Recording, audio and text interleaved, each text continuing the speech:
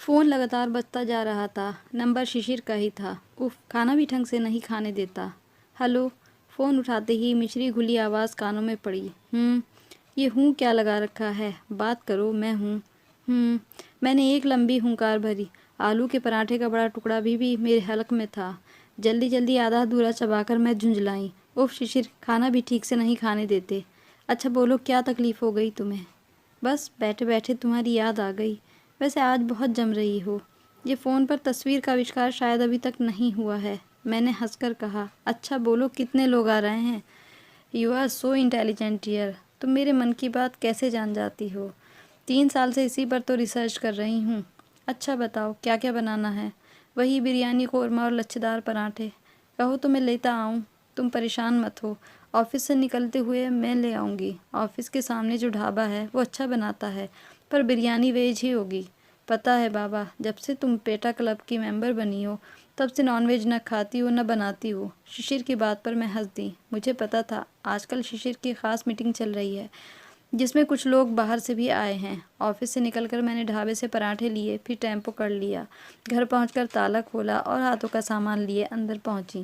Fridge खोला तो दही, उबले आलू, लहसुन, अदरक का पेस्ट तैयार रखा था। इतना मैं अक्सर तैयार रखती हूँ। घड़ी में समय देखा, 7 बज चुके थे। बाथरूम में जाकर मैंने हाथ मुंह धोए, फिर कपड़ों की अलमारी खोली। लाल ऑफ वाइट साड़ी पर खुद ब खुद मेरा हाथ चला गया। ये रंग मुझ पर खूब फबता है। वैसे भी हर औरत अपनी सुंदरता की चमक दूसरों की आंखों में देखना चाहती है।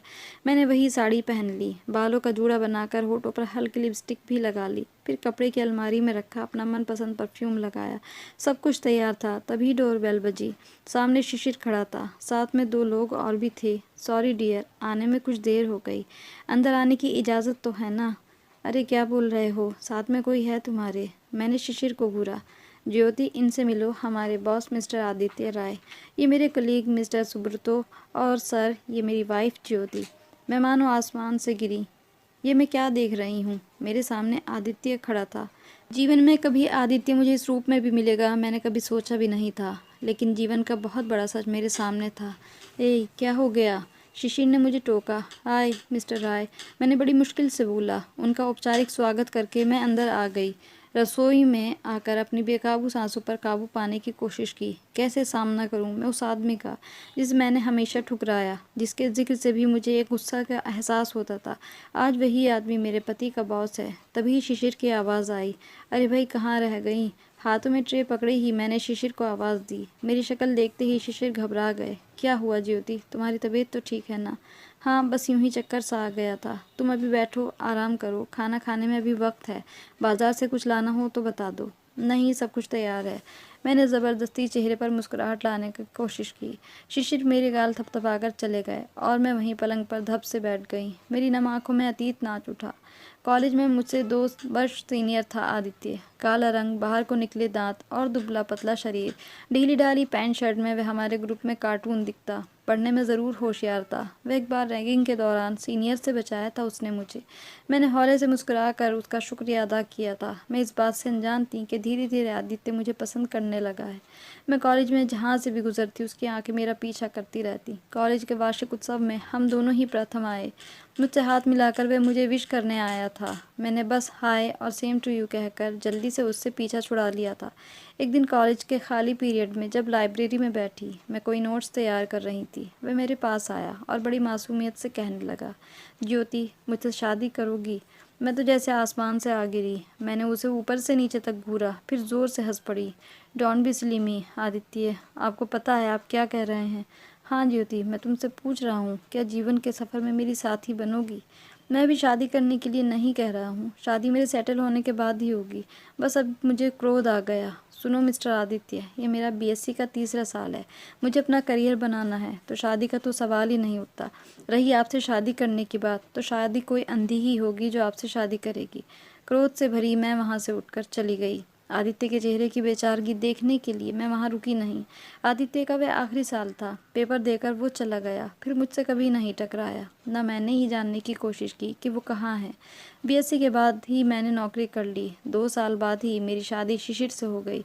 ज्योति, क्या हुआ? शिशिर मुझे पुकार रहा था। मैं घबराकर उठ बैठी। कुछ नहीं, यूं ही ज़रा आँख लग गई थी। खाना लगाऊं क्या? श्योर, हाँ, पराठे तुम लाई थी ना? हाँ बस अभी गर्म करती हूँ। मैं चुपचाप खाना मेज़ पर लगाने लगी। खाना स्वादिष्ट था, ये सुब्रतो ने कहा। आदित्य चुपचाप खाना खाता रहा। मैं धीरे धीरे सर्व करती रही। वे लोग राजनीति पर बातें करते रहे। नई और पुरानी साझा सरकारों पर चर्चा होती रही। खाने के बाद सुब्रतो ने बाथरूम पूछा तो शिशिर उसे बाथरूम दिखाने चला गया। आदित्य हाथ धो चुका था और जेब में हाथ डाले खड़ा था। अभी तक नाराज़ है मुझसे। नहीं ज्योति, गलती तुम्हारी नहीं थी। हर कोई सुंदरता ही चाहता है, लेकिन तुम कुरूप भी होती तब भी मैं तुम्हें इतनी ही शिद्दत से चाहता। आदित्य, तुम्हारा परिवार, मेरा मतलब तुम्हारे बीवी बच्चे कहाँ हैं? आदित्य हंसा। तुम्ही ने तो कहा था ज्योति कि मुझसे कोई अंधी लड़की ही शादी करेगी। अब अगर मैं अंधी लड़की लाऊं तो उसकी देखभाल कौन करेगा? इससे अच्छा कुंवारा ही मर जाऊं। तभी वहाँ शिशिर आ गए। अरे ज्योति, तुम्हें नहीं पता हमारे आदित्य जी अभी तक कुंवारे हैं। कोई लड़की बताओ ना इनके लिए। मैं ज़बरदस्ती होठों पर मुस्कुराहट ले आई। रात में मैंने शिशिर को कुरेदा। ये तुम्हारे बॉस अभी तक कुंवारे क्यों हैं? क्यों भाई, तुम्हारा इरादा तो नेक है ना? शिशिर ने मुझे छेड़ा। शिशिर की बात पर मैं हंस दी। फिर न कभी आदित्य आया, न उसका घर में कभी जिक्र ही हुआ। समय इसी तरह बीतता रहा। साल के अंदर ही शिशिर का तबादला मुंबई हो गया और हम दिल्ली से मुंबई आ गए। वहाँ व्यवस्थित होने में कुछ समय लग गया। 4 साल के अंदर ही निकिता और तरु पैदा हो गए।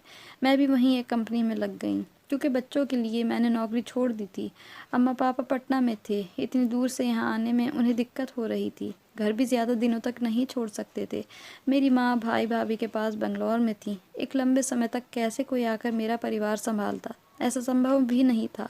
8 साल बीत गए। इस साल बेस्ट सेलिंग के लिए शिशिर को कंपनी की तरफ से अवार्ड दिया जाना था। यह अवार्ड मलेशिया में मिलना था। टिकट हम दोनों को ही दिया गया था।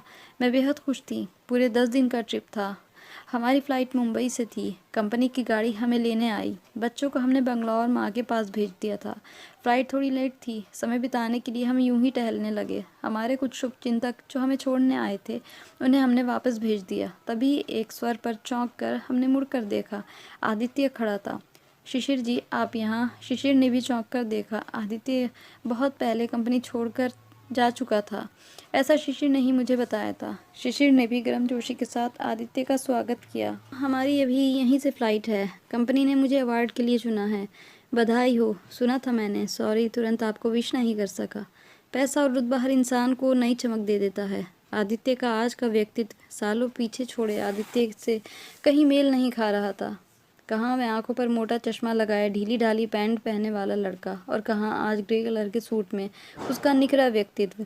उसकी आंखों में से एक आत्मविश्वास झलक रहा था। इसी बीच मेरी नज़र आदित्य के बगल में खड़ी एक अंग्रेज़ महिला पर पड़ी। तीखे नैन नक्श और सलीके से पहने वस्त्र, वह मुस्कुराए हुए हमारी बातें सुन रही थी। कौन हो सकती है ये लड़की? उसे देखने से तो लग रहा था कि वह आदित्य के साथ है। Meet my wife, Helena. मैं चौंक पड़ी। तो क्या आदित्य की शादी हो गई? वह भी इतनी खूबसूरत लड़की के साथ। 8 सालों में अपने फैले शरीर से हेलेना की तुलना की। वह आत्मविश्वास से भरी हुई नजर आई। शिशिर ने उससे हाथ मिलाया, पर जाने क्यों मैं ऐसा न कर सकी। मैं खुद को असहज महसूस कर रही थी। मैं बड़ी मुश्किल से सिर्फ हेलो कह पाई। अब आपने शादी कब की? शिशिर ने पूछा। 4 साल पहले। मैंने तो सोच लिया था कि शायद मुझसे कोई लड़की शादी नहीं करेगी। ऐसा किसी ने मुझसे कहा भी था कि कोई अंधी ही मुझसे शादी करेगी। मैं सांस रोके शांत खड़ी थी, लेकिन हेलेना के प्यार ने मुझे परास्त कर दिया। जाने से मुझ में क्या दिखा जो इसने मुझे अपनाया, इतना सारा प्यार दिया। हेलेना मुस्कुराकर आदित्य के सीने से लग गई। अचानक मुझे एक झटका सा लगा। सालों पहले अपनी कही बात मुझे याद हो आई। क्या आदित्य आज तक इस बात को दिल से लगाए बैठा है? मेरी आंखें शर्मिंदगी से झुक गईं। ठीक है, मैं उसे ना चाहती, पर उस पर कटाक्ष तो न करती। आदित्य बता रहा था कि आजकल वह जिनेवा में है।